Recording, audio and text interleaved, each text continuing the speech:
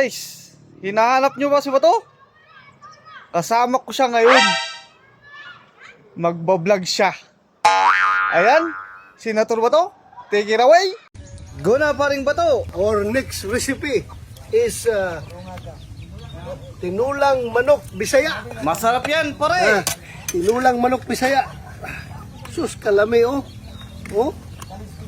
Yellow legs. Kunin lamig na sabaw, yellow legs. Tapos, haluan natin ng kapayas. Papaya na hindi inog. Papaya. Ilaw, yun. Ilaw, yun. Tapos, may kunting sili at sal. Tapos, dahon sibuyas. Okay. Tabunan natin, tapos maya-maya ilagay natin yung malunggay.